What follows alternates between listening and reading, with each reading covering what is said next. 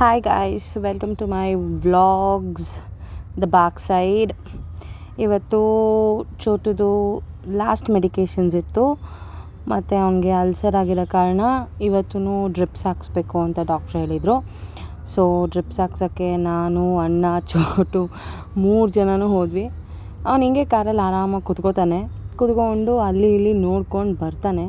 ಈ ಬಿಸಿಲಿಗೆ ಫೋನಲ್ಲಿ ಗ್ಲೇರ್ದು ಲೈಟ್ ಬೀಳುತ್ತಲ್ಲ, ಆ ಲೈಟ್ನ ಹಿಡಿಯೋಕ್ಕೆ ಹೋಗ್ತಾನೆ. ಬಟ್ ಅವನಿಗೆ ಸಿಗಲ್ಲ. ಅವನಿಗೆ ಗೊತ್ತು ಅದು ಫೋನಿಂದನೇ ಬರೋದು ಅಂತ, ಆದ್ರೂ ಅದನ್ನು ಹಿಡಿಯೋಕ್ಕೆ ಹೋಗ್ತಾನೆ.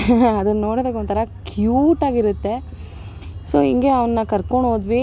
ಡಾಕ್ಟ್ರು ಏನೂ ತೊಂದರೆ ಇಲ್ಲ, ಅಲ್ಸರ್ ಸ್ವಲ್ಪ ಪ್ರಮಾಣದಲ್ಲಿ ಜಾಸ್ತಿ ಆಗಿದೆ, ಸೊ ಏನೂ ವರಿ ಮಾಡೋಂಗಿಲ್ಲ ಅಂದ್ಬಿಟ್ಟು ಒಂದು ಟಾನಿಕ್ ಮತ್ತು 5 ದಿನಕ್ಕೆ ಟ್ಯಾಬ್ಲೆಟ್ ಕೊಟ್ಟಿದ್ದಾರೆ. ಡ್ರಿಪ್ಸ್ ಎಲ್ಲ ಹಾಕ್ಸಿದ್ದಾರೆ. ಇವತ್ತು ಸಂಜೆಯಿಂದ ಸ್ವಲ್ಪ ಲವಲವಿಕೆಯಿಂದ ಓಡಾಡ್ತಾ ಇದ್ದಾನೆ. ಅದನ್ನು ನೋಡೋದಕ್ಕೆ ಸ್ವಲ್ಪ ಖುಷಿ ಆಯಿತು. ಮತ್ತು ನೀವು ಅಕಸ್ಮಾತ್ ಪೆಟ್ ಪೇರೆಂಟ್ಸ್ ಆಗಿದ್ದರೆ ಅಥವಾ ಪೆಟ್ ಕೇರ್ ಟೇಕರ್ ಆಗಿದ್ದರೆ ನಂದೊಂದು ಸಜೆಷನ್ನು, ನಾನು ಮಾಡಿದ ಮಿಸ್ಟೇಕ್ಸ್ನ ನೀವು ಮಾಡೋಕ್ಕೆ ಹೋಗಬೇಡಿ. ಅಂದರೆ ಇವಾಗ ನಿಮ್ಮ ಪೆಟ್ಟು ಅಂದರೆ ನಾಯಿ ಏನೋ ತಿಂತಾ ಇಲ್ಲ ಅಂದಾಗ ಬಿಟ್ಬಿಟ್ಟು ಹೋಗ್ಲಿ ಬಿಡು, ರಾತ್ರಿ ತಿನ್ನುತ್ತೇನೋ ನೋಡೋಣ ಅಂದ್ಕೊಂಡು ಬಿಡೋದಕ್ಕೆ ಹೋಗಬೇಡಿ. ಡಾಕ್ಟ್ರು ನಮ್ಗೆ ಹೇಳಿದ ಪ್ರಕಾರ 10 hours ಗ್ಯಾಪು, 12 hours ಗ್ಯಾಪ್ ಹಂಗೆ ಒಂದಿನ ಸ್ಕಿಪ್ ಆದಾಗ ಗ್ಯಾಸ್ಟ್ರೈಟಿಸಿಂದ ಅಲ್ಸರ್ ಆಗಿ ತುಂಬ ಕಷ್ಟ ಅನುಭವಿಸ್ತವೆ ಪಾಪ ನಾಯಿಗಳು. ಅವಾಗ ಗೊತ್ತಾಗಲ್ಲ.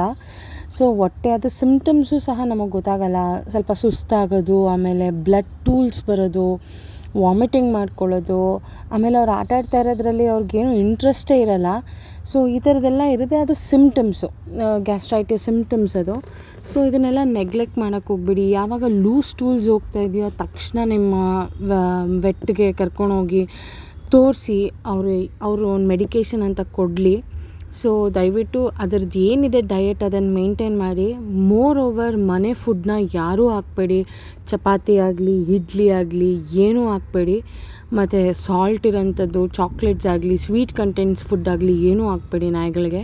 ಅದರದ್ದು ಏನಿದೆ ಅದನ್ನೇ ಮೇಂಟೈನ್ ಮಾಡಿ. ಇನ್ ಕೇಸ್ ನಿಮ್ಮ ನಾಯಿಗೆ ಏನಾದರೂ ಗ್ಯಾಸ್ಟ್ರೈಟಿಸ್ ಇದೆ ಅಂದರೆ ಅದಕ್ಕೆ ಬೆಸ್ಟ್ ಫುಡ್ ಅಂತಂದರೆ ಅದಕ್ಕೆ ಬರೀ ಅನ್ನದ ಜೊತೆಗೆ ಮೊಸರು ಇಲ್ಲ ಮಜ್ಜಿಗೆ ಮಾಡಿಕೊಡಿ.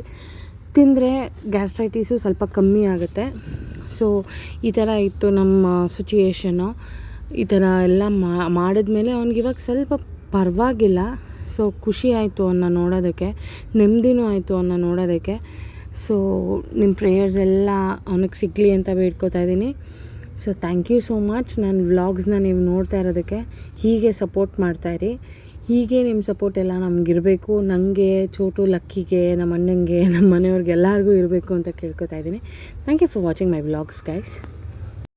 ಲೈಕ್ ಮಾಡಿ, ಶೇರ್ ಮಾಡಿ, ಸಬ್ಸ್ಕ್ರೈಬ್ ಮಾಡಿ, ಸಪೋರ್ಟ್ ಮಾಡಿ ಗೈಸ್.